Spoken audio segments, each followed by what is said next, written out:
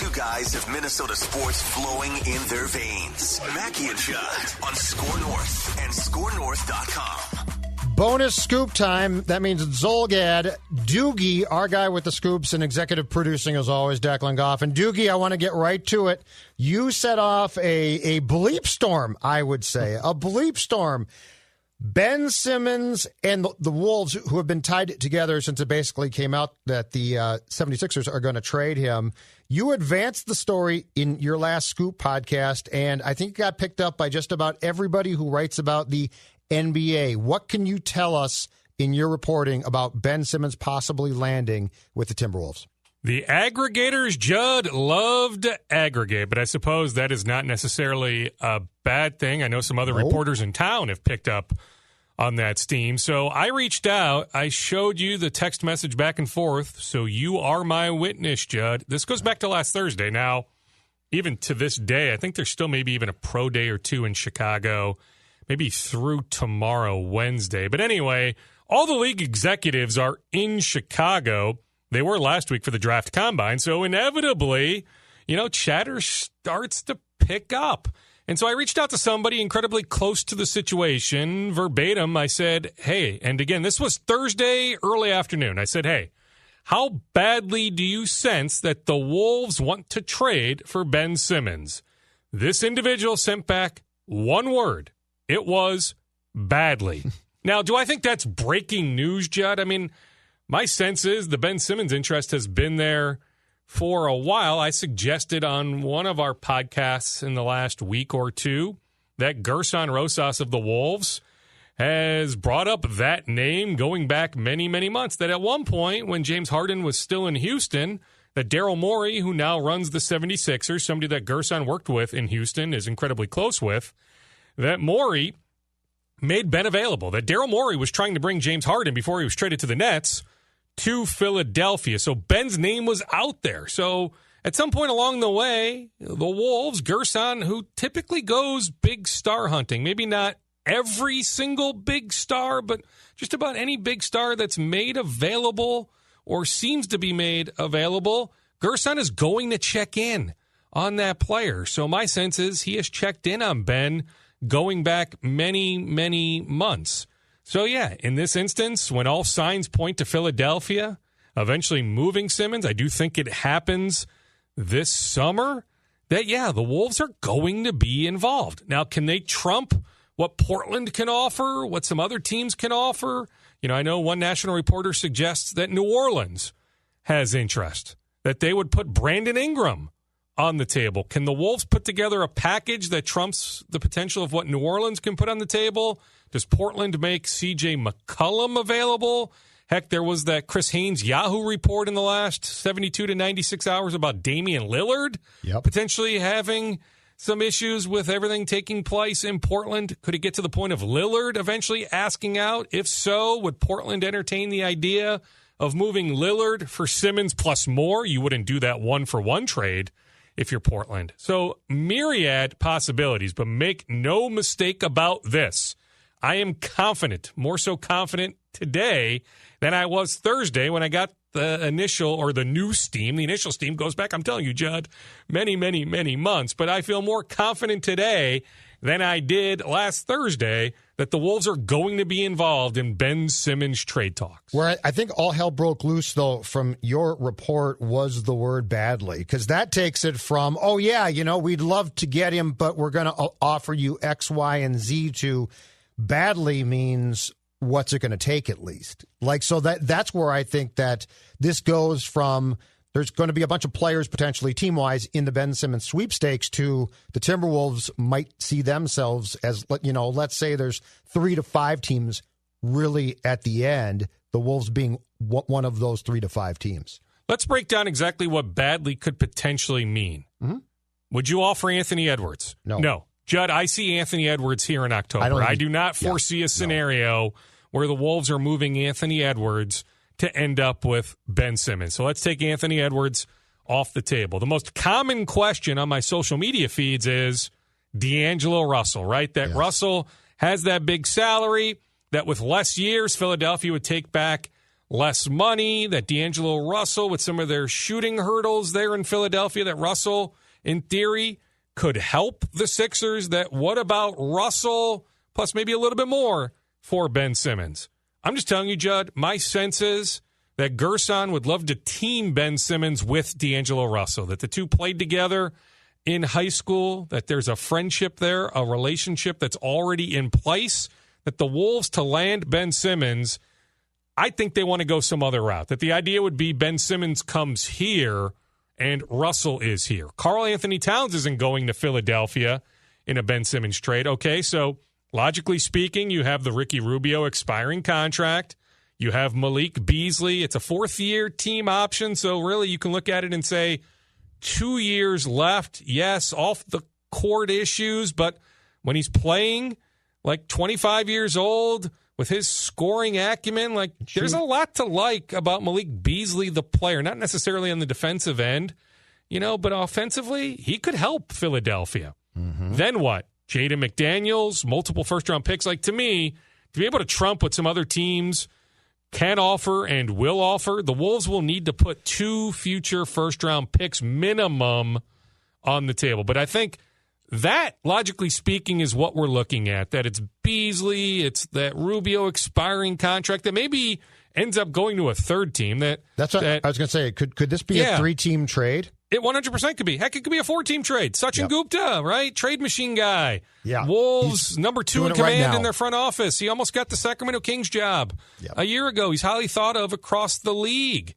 Like, he used to be in Philadelphia, right? But that's what I'm saying. Like if you looped in a third and or, to your point, 4th team, now it could be the Beasley Rubio's contract, a couple draft picks, possibly going to Philadelphia, one going elsewhere.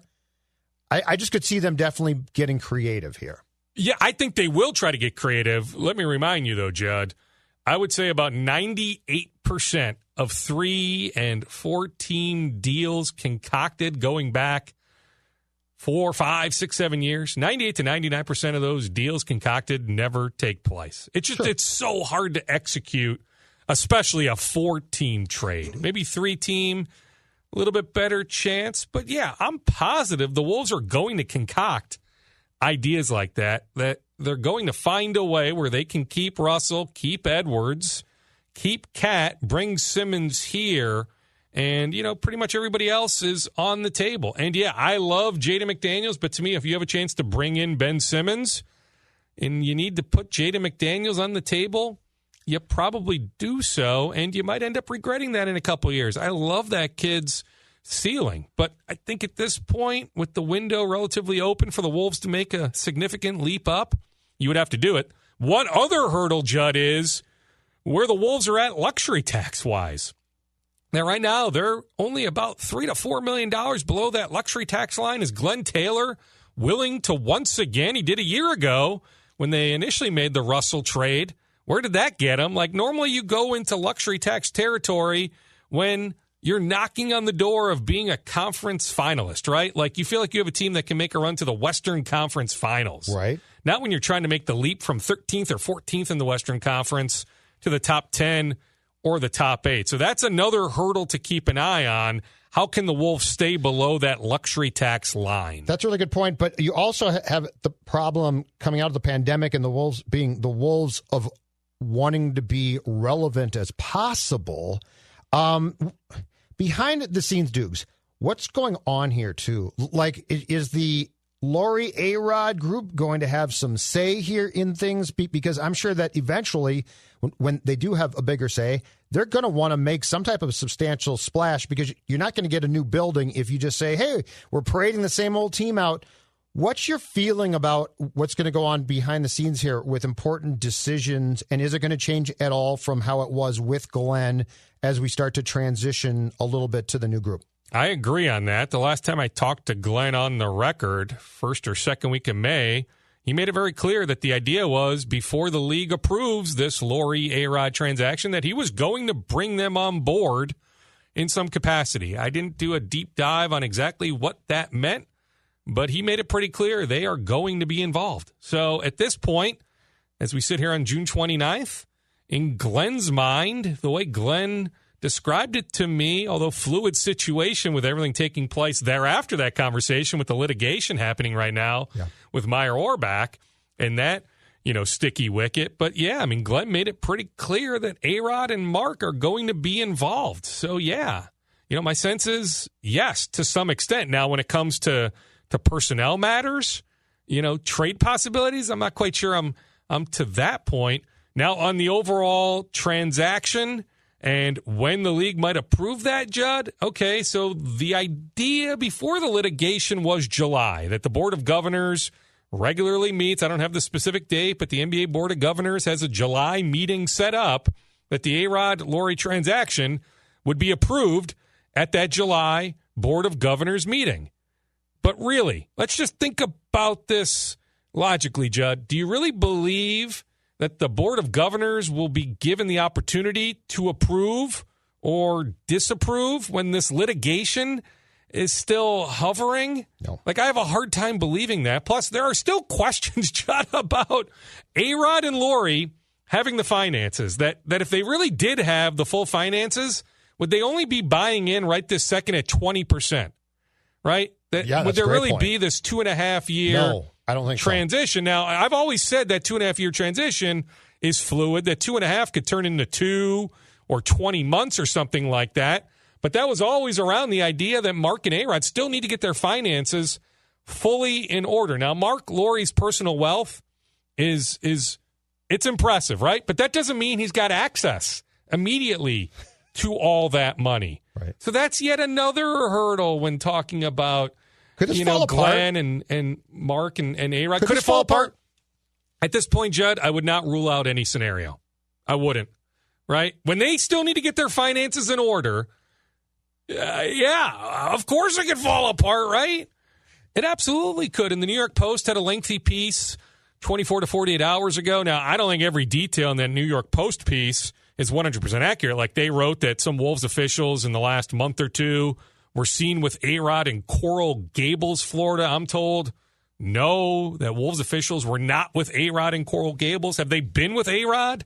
They have, but that was more so in Naples going back many, many weeks, going back more so to April, maybe into May. I don't have a sense that Wolves officials have been with A-Rod in the last couple weeks, at least in person. I'm sure they've had maybe some virtual type meetings. But yeah, could it fall apart? Yeah, I can't sit here, Judd, and tell you 100%, this thing is going through. Not with this litigation, unsettled at this point with Meyer Orbach putting everything out into the open. More Wolves scoops. Well, I mean, right now, they're getting ready for this draft workout here in town, July 8th to 11th. The Utah Jazz are helping finance it, but every team will be invited. The idea is for the Wolves to bring in, the Jazz to bring in, it'll be here in Minneapolis, about 40 to 50 prospects over a 4-day window. The Wolves right now don't have a draft pick, but there's a lot of teams open-minded to moving picks, like New Orleans, for example. New Orleans is open-minded to moving their lottery pick. Not that the Wolves are acquiring New Orleans' lottery pick, but there are second-round picks to be had. So the Wolves are doing their due diligence. They've already had upwards of 10 draft prospects in town for workouts. And then I talked about the Combine last week, then the last couple days. The Wolves have had heavy representation at some of these pro day workouts. A lot of these agencies are doing their pro days in Chicago. It's different than years past just because of the pandemic. Instead of, One Legacy Sports, who represents, they used to represent Jericho Sims, the Minneapolis native, the former Texas Longhorn.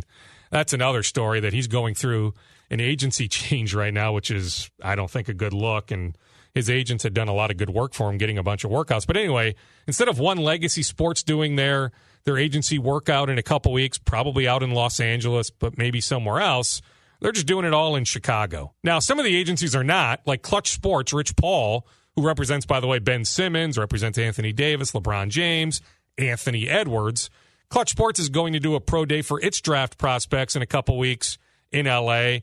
And while my understanding is NBA teams can attend, Clutch Sports, like last year with Anthony Edwards and Tyrese Maxey, is going to work out a TV agreement with ESPN where their pro day will be televised. I know Wasserman with Jalen Suggs, they'll do something separately. maybe sending out video to teams, or, if you're Jalen Suggs' representation at Wasserman, you're probably looking at, okay, we're going to work with Toronto at pick 4. We'll work with Cleveland at pick 3, Houston at pick 2, Detroit at pick 1. But there's no reason to work with teams really even below 4. Maybe you work with Orlando at 5. But you're not like dealing with the teams in the teens and the 20s. But yeah, if you're one of those elite draft prospects, typically teams go to you. You don't go to them. It's like the Wolves last year when they met with Ball multiple times, met with Edwards multiple times. They met with Tyrese Halliburton multiple times. That was all where those guys were training. But yeah, otherwise, the Wolves, finalized their front of the bench staff. No surprise, from listening to us, Micah Nori on board. Joseph Blair will run the defense. Pablo Prigioni is retained. He's going to help out with the offense. The Wolves are still going to add a guy or two for the back of the bench. They still need to hire an Iowa Wolves coach. Otherwise, you've got the guys committed to the Olympics with Josh Okogie, with Team Nigeria, and Rubio and Hernan Gomez. So that's ramping up here, pretty quick. Anthony Edwards is playing for the USA Select team out in Vegas, so he'll get to scrimmage against, Bradley Beal and the rest of Team USA, Jason Tatum. So that will be a great learning experience for Edwards. Some guys have been in town, in and out the last few weeks. I know Jaden McDaniels was here for a bit. Naz Reid was here for a bit. I think Jalen Noel was here in town for a bit. So it's a good time for guys to get into Mayo Clinic Square and just get some one-on-one time with the coaches. But otherwise, it's trade season. Like, trade season is on. We saw the Kemba Walker trade. Like, if the Wolves want to make a trade for Ben Simmons today, they could. So, like, trade talk is happening at a pretty brisk pace right now as we head into late July with the draft, and then, late July or like the first day of August or the first week of August when free agency ramps up. Oh my gosh, who lives in that cabin? What's wrong with their lakeshore? Look at all those weeds. Ugh, that is the worst cabin on the lake. Don't be such a busybody. Excuse me? They must not know about Aquacide. Is that what we use? Yep, just one application of Aquacide each spring keeps our lakeshore weed-free. Shh! Don't be that cabin this summer on your lake. Eliminate lake weeds this summer with Aquacide pellets. I should tell them about Aquacide. Oh, now who's the busybody? Call 1-800-328-9350 or go to aquacide.com. Speaking of talks, talk to me about Harrison Smith and the Vikings. Smith has, a year left on his contract, but no guaranteed money for 2021. And I think there's been an expectation there that an extension might get done. Yeah, I don't even think it's might, Jed. I think it gets done. I wouldn't be surprised if it's done. Maybe it's on the eve of when they report to training camp in 1 month. First day of training camp is July 28th, so a little less than 1 month from now. I would not be shocked. There's been enough substantial talks. I was told even the Vikings talk parameters of a deal. We can get into semantics, but money has been discussed. The Vikings want to get this done. Harrison Smith has made it very clear.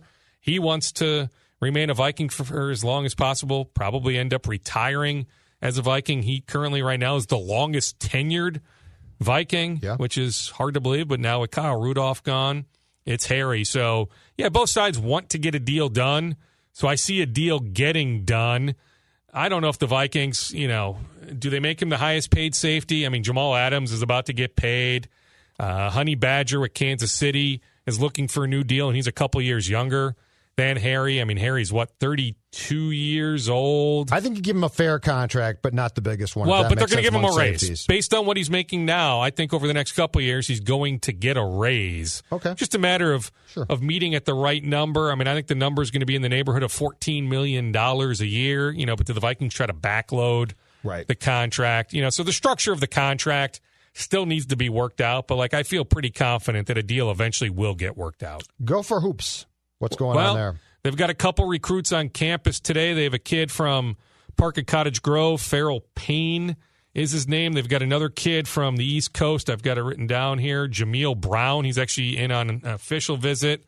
These are both 2022 kids. Braden Carrington of Park Center High School in the West Metro. He was on campus to watch practice yesterday. Dave Thorson watched Carrington very closely in a tournament over the weekend in Arizona. Braden Carrington of Park Center High School is a big-time priority for Ben Johnson, Dave Thorson, and the rest of the Gopher staff. That they love his potential. They love his shooting. Demarion Watson, of Totino Grace is another high priority, but he's making the rounds. Marquette, Iowa State, and I think after July, after some more games next month, I think he may even get some more offers. Like, of all the 2022 kids here in the state, and don't get me wrong, Trey Holloman of Cretin-Durham Hall is phenomenal.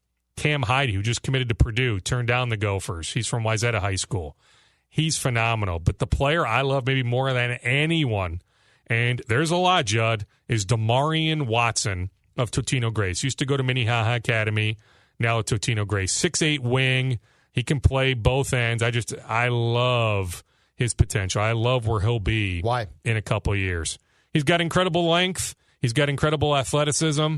I think he's just scratching the surface. I think at Minnehaha Academy he got lost in the shuffle of playing with Jalen Suggs and Chet Holmgren and Prince Alegbe and others. And I think, now under the leadership of Nick Carroll, who's an excellent coach at Totino Grace, I just think over the next year plus he's going to develop that much more. Plus, I think the growth plates are still open, that he might get to 6'9", I like that, maybe even upwards of 6'10". Yeah, and he can handle the ball.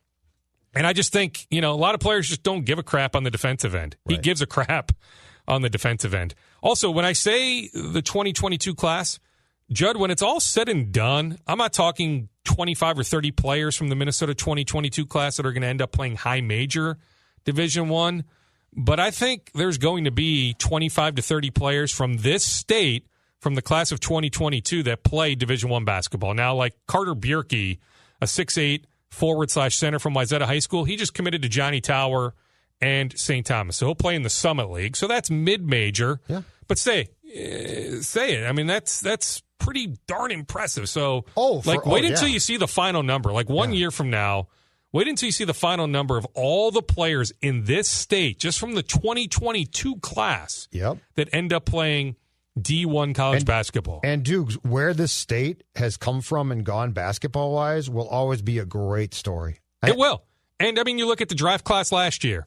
You've got Tyrell Terry and Zeke Najee and Daniel Oturu. And I was with Trey Jones yesterday at a charity golf event. He's in town for a few days before he goes back to San Antonio for training. Those four got drafted last year, all in the top 45. Then Freddie Gillespie doesn't get drafted, but he ends up signing a deal with the Toronto Raptors. So Freddie got a good run at the end of the season with the Raptors. They control his rights for next season. It's a team option, but I think Freddie Gillespie will stick with the Raptors. So that's 5 players from last year's draft class. Then you look at this year's draft class. Jalen Suggs is going to go in the top 5. You've got McKinley Wright, who helped himself last week at the Combine. Jericho Sims, Matthew Hurt. Like, the list is uber impressive. So it's nonstop. Another player is Dawson Garcia, Prior Lake High School, McDonald's All-American, just had a good year, freshman year at Marquette. So he's working out this week for the Nets, has already worked out for the Bucks and the Knicks. He took part last week in the G League Elite Camp. Unfortunately, no big men got invites to the NBA Draft Combine. So a few players from that G League Elite Camp got invited to the Draft Combine. Both events took place in Chicago. It was weird. Not one power forward got invited to the Draft Combine, but Dawson played well in front of scouts. I think ultimately he ends up playing another year of college basketball. That Dawson Garcia 1 year from now can absolutely elevate himself to being a surefire first-round pick. So he is now in the transfer portal.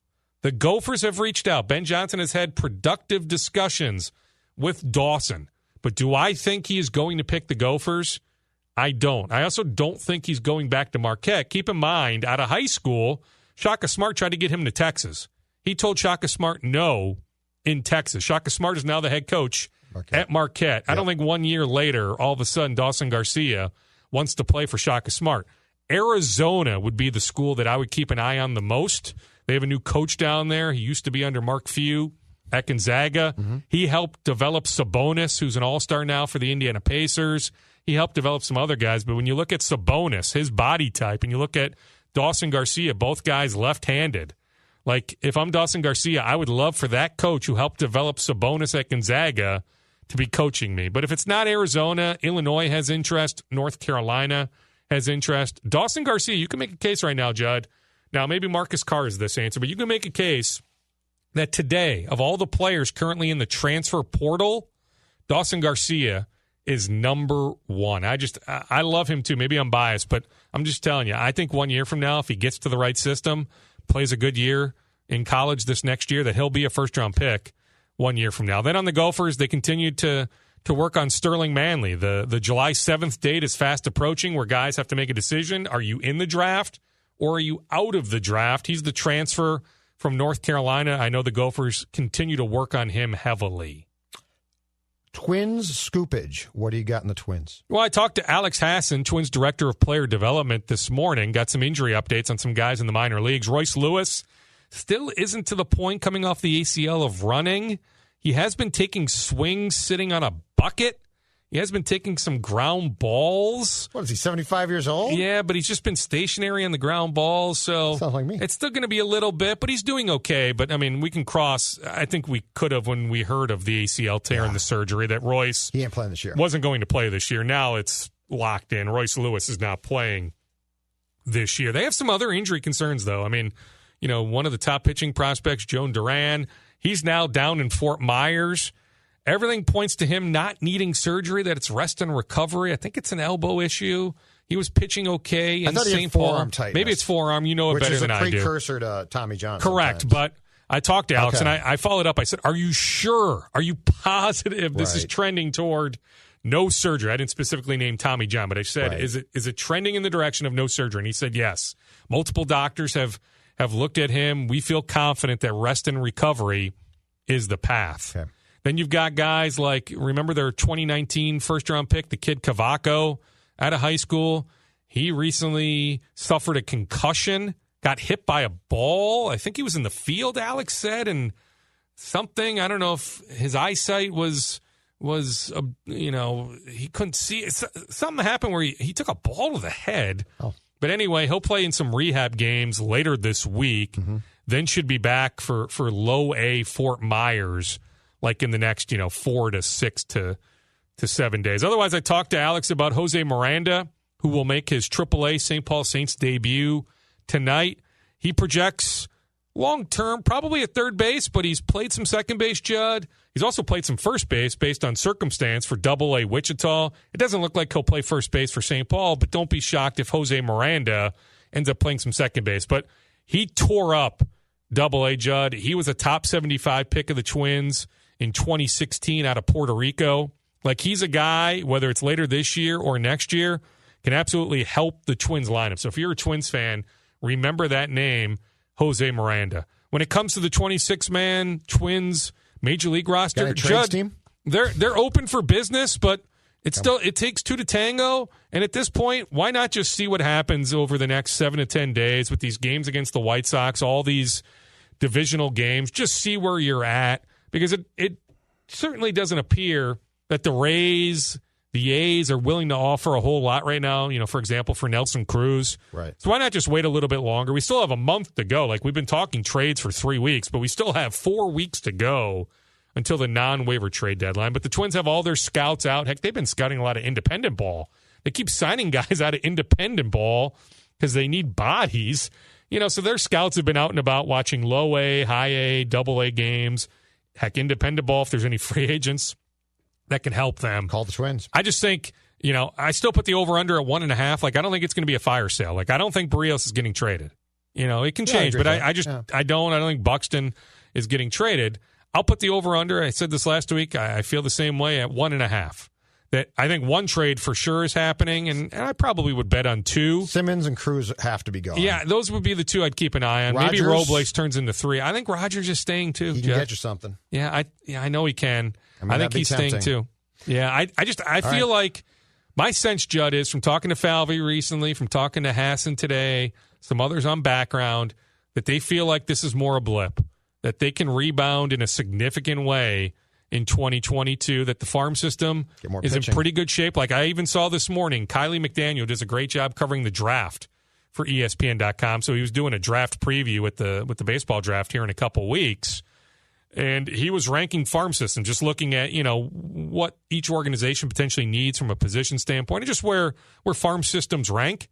Now I get it, it's subjective, Judd, but he has the Twins farm system as number 5 in all of baseball. So the Twins farm system is still in pretty good shape. Could they have some payroll flexibility? I mean, I guess when you're thinking about after this year, Cruz off the payroll, Simmons off the payroll, Robles off the payroll, Happ off the payroll, Shoemaker off the payroll, that they probably have a little bit of money to spend come the winter, if free agency even takes place, right? With the CBA negotiations, who the heck knows what's going to take place on that front come early December. But the Twins, in theory, should have some money to spend this winter. Awesome stuff, man. Talk to you soon, okay? Okay, see you, Judd. Fantastic. Bye. This is Peacock. I love it! It's streaming your favorite shows, movies, live sports, breaking news, exclusive originals. It's The Office. That's what she said. Chrisley Knows Best. It's gonna be Todd's Way or the Highway. And Peacock original shows like Punky Brewster. Holy macanoli. So whether you're in the mood for every live WWE pay-per-view or every episode of Law & Order SVU, Peacock's got you covered. Peacock. Watch for free, upgrade for more. Stream now at peacocktv.com. Think King's Dominion is just a coaster park? Think again. It's a get back to fun with family and friends park. A find your new favorite food park. An outdoor entertainment you'll remember forever park. A beat the heat all summer long park. It's a discover something new every visit park. All this and coasters too. All at King's Dominion. Get the best deal on tickets at kingsdominion.com. It's amazing in here.